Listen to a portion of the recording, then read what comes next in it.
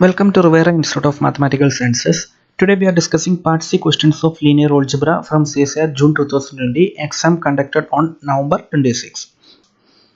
First one, let capital P be a square matrix such that P square equal to P. Then which of the following statements are true?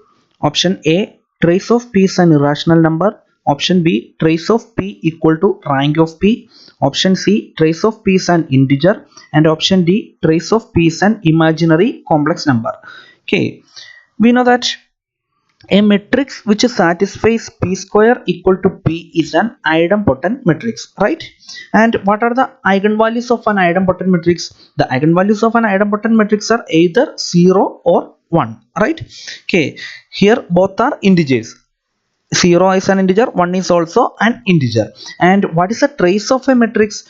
We know that trace of a matrix is nothing but the sum of the eigenvalues. Here the eigenvalues are 0 or 1, both are integers, therefore the sum should be an integer. That is, trace of P must be an integer is correct option. Option A is false, that is trace of P is an irrational number, it is false. Option D, trace of P is an imaginary complex number, it is also false. So option C is true. And what about option B, that is trace of P equal to rank of P?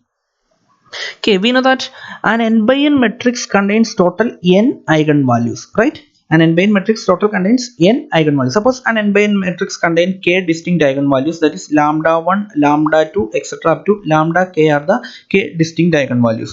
Then algebraic multiplicity of lambda 1 plus algebraic multiplicity of lambda 2 plus etc. up to algebraic multiplicity of lambda k will be equal to the total number of eigenvalues n. Here only 0 and 1 are the eigenvalues, therefore algebraic multiplicity of 0 plus algebraic multiplicity of 1 will be equal to the total number of eigenvalues, right?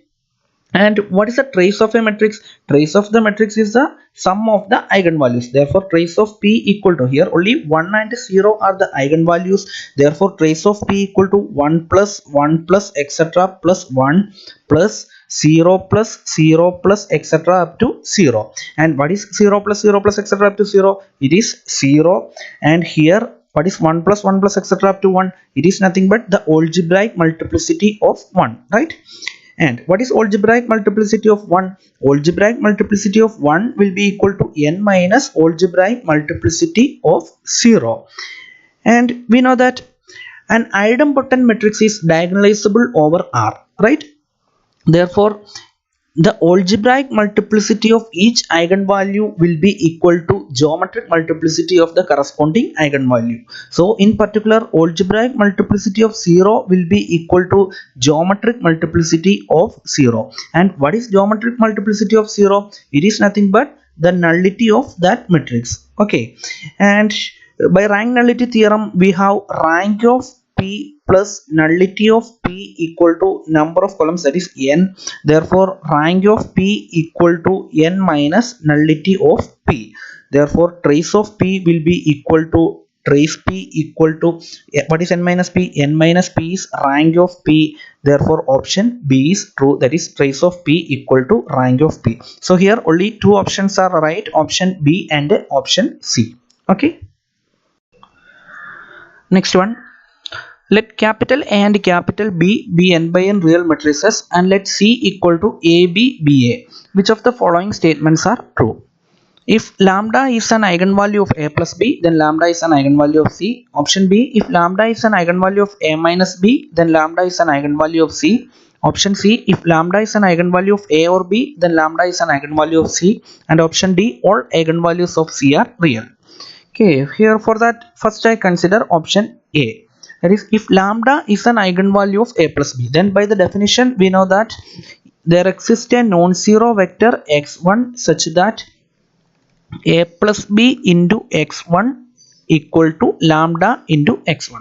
Now we have to show that lambda is an eigenvalue of C. That is, there exists a non-zero vector v1 such that C v1 equal to lambda into v1, then lambda is an eigenvalue of C. Okay, here I choose capital V1 as x1. Okay, therefore C into V1 will be equal to A B B A into v. What is v1? v1 is x1 x1. Okay, this will be equal to a x1 plus b x1 and b x1 plus a x1. Okay, we can take x1 outside, that is a plus b into x1 and b plus a into x1. Okay, and what is a plus b into x1? A plus b into x1 is nothing but lambda x1, that is lambda x1. Here it is also b plus a into x1. B plus a into x1 is same as a plus b into x1, therefore it will be also equal to lambda into x1, and we can take lambda outside, that is lambda into x1 x1, that is c into v1 equal to lambda into v1. Therefore lambda is an eigenvalue of c, therefore option a is true. Okay, now consider option b. Okay, that is lambda is an eigenvalue of a minus b. Then by definition we know that there exists a non-zero vector x2 such that a minus b into x2 equal to lambda into x2, and we have to show that lambda is an eigenvalue of c. For that there exists a non-zero vector v2 such that cv2 equal to lambda into v2, then lambda is an eigenvalue of c. Okay, here I choose v2 equal to x2 minus x2. Okay, then what is cv2? Cv2 will be equal to a b b a into x2 minus x2, and this will be equal to a x2 minus b x2 and bx2 minus a x2. Okay, here I take x2 outside, that is a minus b into x2. From here I take minus x2 outside, that is minus of a minus b into x2. And what is a minus b x2? A minus b x2 is nothing but lambda x2, that is lambda x2. Here it is minus lambda x2, and we can take lambda outside, that is lambda into x2 minus x2. Okay, what is this? x2 minus x2 is v2, therefore c v2 equal to lambda into v2, that is lambda is an eigenvalue of c, therefore option c is also true. Okay, now for option c, here I consider capital A equal to 1 by 1 single matrix C 0 and capital B equal to single element 1. That is, here 0 is an eigenvalue of A, right? 0 is an eigenvalue of A, and what is the matrix capital C? Capital C will be equal to 0 1 1 0. Okay, and what is the characteristic polynomial of this matrix? Characteristic polynomial of this matrix is lambda square minus 1. And what are the eigenvalues? Lambda square minus 1 equal to 0. That implies lambda equal to plus or minus 1. The eigenvalues of C are plus or minus 1. But here the eigenvalue of capital A is 0. It is not an eigenvalue of C. Therefore option C is false. So option A is true, option B is true, option C is false.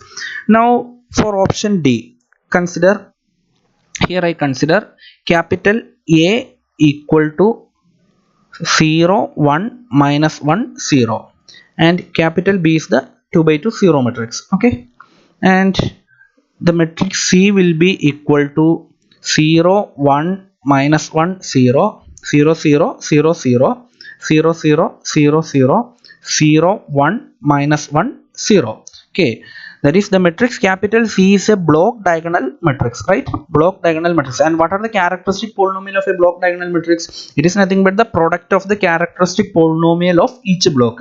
So here the characteristic polynomial of C will be equal to lambda square plus 1 into lambda square plus 1, right?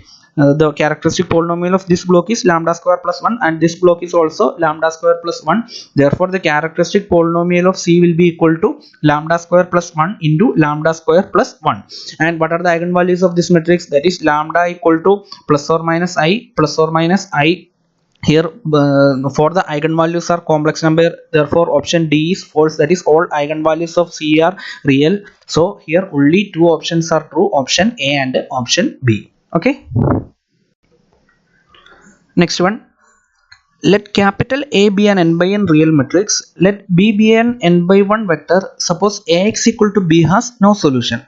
Then which of the following statements are true? Option A. There exists an n by 1 vector C such that Ax equal to C has a unique solution. Option B. There exist infinitely many vectors C such that Ax equal to C has no solution. Option C. If Y is the first column of A, then Ax equal to Y has a unique solution. And option D. Determinant of A equal to 0. Okay, for that, here given that A is an n by n real matrix and Ax equal to B has no solution. That is, rank of A not equal to rank of augmented AB, right? Rank of A not equal to rank of augmented AB. That is, rank of A is always less than n. Okay, that is, rank of A is always less than n. That implies determinant of A equal to 0. Here rank of A not equal to rank of augmented AB. Therefore rank of A is always less than n. That means determinant of A equal to 0. Therefore option D is true. And what is the condition for a system of equation to be to have a unique solution? For unique solution, rank of A equal to rank of augmented AB equal to number of unknowns. Here number of unknowns is n. Therefore rank of A equal to rank of augmented AB equal to n. That implies rank of A equal to n. But here rank of A is less than n. Therefore this system cannot have a unique solution. Option A is false. Similarly option C is also false. And for option B, there exist infinitely many vectors C such that Ax equal to C has no solution. We know that what is the augmented matrix AB? Augmented matrix AB is, here A is an n by n as n by n real matrix. That is A11, A12, etc. up to A1n, A21, A22, etc. up to A2n. Similarly, AN1, AN2, etc. up to ANn. And what is the constant matrix? That is B1, B2, etc. up to Bn. Okay, here given that Ax equal to B has no solution, so the rank of A must be less than n. And here Ax equal to B has no solution, so if we take any scalar multiples of B, that system will also have no solution. Okay, that is, if I take C1 into B, C1 into B, that system have no solution. C2 into B, it will also have no solution. Therefore we can find infinitely many C such that Ax equal to C has no solution. Therefore option B is true. Therefore here only two options are true, option B and option D. Okay, next one. Let capital A be an n by n matrix such that first three rows of A are linearly independent and the first five columns of A are linearly independent. Then which of the following statements are true? Option A, capital A has at least 5 linearly independent rows. Option B, 3 less than or equal to rank of A less than or equal to 5. Option C, rank of A is greater than or equal to 5. And option D, rank of A square greater than or equal to 5. We know that the rank of a matrix is the number of linearly independent rows or number of linearly independent columns. Here given that the first three rows of A are linearly independent. That means rank of A is greater than or equal to 3, and also given that the first five columns of A are linearly independent. That is, rank of A is greater than or equal to 5. From both these conditions we will get rank of A is greater than or equal to 5. That is, option C is true. And what is rank of A greater than 5? What is this means? Rank of A is greater than or equal to 5 means the matrix A has at least 5 linearly independent rows or at least 5 linearly independent columns. Therefore capital A has at least 5 linearly independent rows is true. That is, option A and option C is true. And what about option B? 3 less than or equal to rank of A less than or equal to 5. For that, here I choose capital A equal to 6 by 6 identity matrix. This matrix satisfies both the conditions, that is, first three rows of A are linearly independent and first five columns of A are linearly independent. And what is the rank of 6 by 6 identity matrix? Rank of 6 by 6 identity matrix is 6. So therefore 3 less than or equal to rank of A less than or equal to 5 is false. So option B is not true. And for option D, okay, for option D, okay, we get rank of A greater than or equal to 5. And by Sylvester's law of inequality, we know that rank of a square is always less than or equal to minimum of rank of a comma rank of a. And what is the minimum of rank of a comma rank of a? It is nothing but rank of a itself, that is rank of a square is less than or equal to rank of a. Okay, and here we get rank of a is greater than or equal to 5, that implies 5 is less than or equal to rank of a. So this will become rank of a square is less than or equal to 5 less than or equal to rank of a. That implies rank of a square is less than or equal to 5, therefore option D is false. So here only two options are true, option A and option C. Okay, next one. A quadratic form q of xyz over R represents 0 non-trivially if there exists ABC belongs to R3 different 0 0 0 such that q of ABC equal to 0. Then which of the following quadratic forms over R represents 0 non-trivially? So here we have to find the quadratic forms which represents 0 non-trivially. That is, there exists ABC not equal to 0 such that q of ABC equal to 0. And we know that what is positive definite? A quadratic form is said to be positive definite if q greater than 0 for every x not equal to 0. So a positive definite quadratic form cannot represent 0 non-trivially, because a positive definite quadratic form is q greater than 0 for every x not equal to 0 and q equal to 0 only if x equal to 0. So a positive definite quadratic form cannot represent 0 non-trivially. And what is positive semi-definite? Positive semi-definite is q greater than or equal to 0 for every x and q equal to 0 for some x not equal to 0. So a positive semi-definite quadratic form will represent 0 non-trivially. Okay, and what is negative definite? Negative definite is q less than 0 for every x not equal to 0. So a negative definite quadratic form cannot represent 0 non-trivially. Similarly, a negative semi-definite can represent 0 non-trivially, and also indefinite also can represent 0 non-trivially. So we can eliminate the options which are positive definite and negative definite, because positive definite quadratic form and negative definite quadratic form cannot represent 0 non-trivially, and it represents 0 only trivially. Okay, so here I consider first option, that is option A, q of xy z equal to xy plus z square. For that, here I choose xy z as xy z equal to 1 minus 1 1. That implies q of 1 minus 1 1 equal to 1 into minus 1, that is minus 1 plus 1 square, that is 1, which is equal to 0. That is the option A. For option A, this quadratic form represents 0 non-trivially by taking xy z as 1 minus 1 1. Therefore option A is true. Okay, now consider option B. For option B, here I choose xy z as 1 1 root 2. That implies q of 1 1 root 2 equal to 4 minus 4, which will be equal to 0. Therefore option B also can represent 0 non-trivially by taking xy z as 1 1 root 2. Okay, now consider option D. Here I choose xy z as 1 minus 1 0, and therefore q of 1 minus 1 0 will be equal to 1 minus 1, which is equal to 0. Therefore option D also can represent 0 non-trivially by taking 1 minus 1 0. Okay, therefore option A is true, option B is true, and option D is true. And what about option C? The matrix corresponding to option C is, what is the matrix corresponding to option C?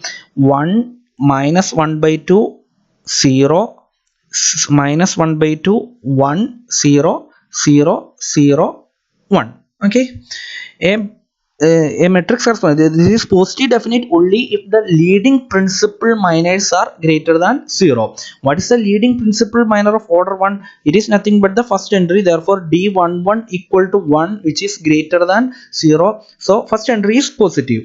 Now what is leading principal minor of order 2? This is a determinant of this 2 by 2 matrix, that is 1 minus 1 by 4, that is d22 equal to 1 minus 1 by 4, which is equal to 3 by 4, which is greater than 0. Therefore the leading principal minor of order 2 is also greater than 0. And what is the leading principal of order 3? It is nothing but the determinant of this matrix, that is d33 equal to 1 into 1 minus 0, 1 plus 1 by 2 into 1 by 2 into 0, that is 1, which is also greater than 0. Therefore all the three leading principal minors are greater than 0. Therefore option C is positive definite. A positive definite quadratic form cannot represent 0 non-trivially. Therefore option C is false. So here only option A, B and D are true. Okay, thank you.